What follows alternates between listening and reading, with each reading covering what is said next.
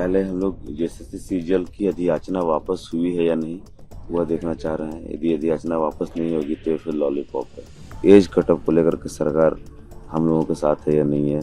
हम लोगों की मांग 2018 की थी, उस पर क्या स्टैंड है वह क्लियर नहीं है। कोई बातचीत नहीं हो पाई है। कल रात में अनशन तोड़वाने दीपिका मैम और डॉक्टर इरफान अंसारी आए हुए थे। हमारे अनशनकारियों ने अनशन तोड़ने से इनकार कर दिया।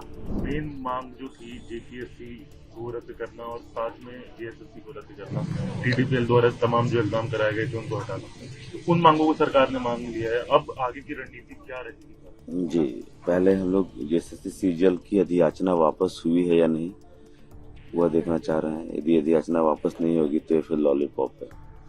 दूसरा, 11 to 13 जेपीएससी में टीडीपीएल ने फाइनल मेरिट लिस्ट बनाया था। सीडीपीओ एफएसओ में क्या स्टैंड है यह भी समझना चाह रहे हैं, यह भी क्लियर नहीं है। तीसरा, एज कट ऑफ को लेकर के सरकार हम लोगों के साथ है या नहीं है। हम लोगों की मांग 2018 की थी, उस पर क्या स्टैंड है वह क्लियर नहीं है।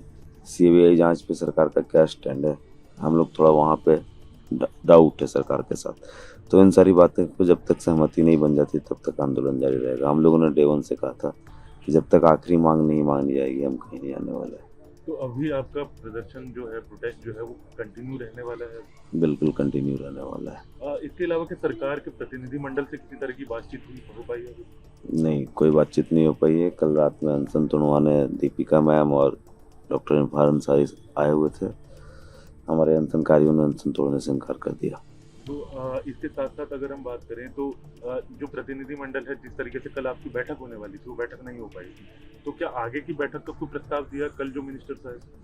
नहीं, उन्होंने ऐसा कुछ ऑफिशियल तो नहीं कहा है, पर कहा है कि हम वार्ता करके इसको ये करेंगे। तो अब जब तक ये नोटिफिकेशन जारी नहीं होगा तब तक प्रदर्शन जो है इसी तरह जारी रहेगा? बाकी सारे मुद्दे भी हैं, 11 to 13 CDPO FSO as cut off, तब तक प्रदर्शन जारी रहेगा। सीबीआई, क्या सीबीआई जांच पर अभी तक कोई क्लैरिटी हो पाई है सरकार? नहीं, कोई क्लैरिटी नहीं है। सरकार रिटायर्ड जस्टिस न्यायिक जांच और सीआईडी जांच के पक्ष में है, जबकि हमारी मांग है कि आप न्यायिक देखरेख में सीबीआई की जांच करवा लें। प्रभातखबर.com, विश्वास वही, रफ्तार नहीं।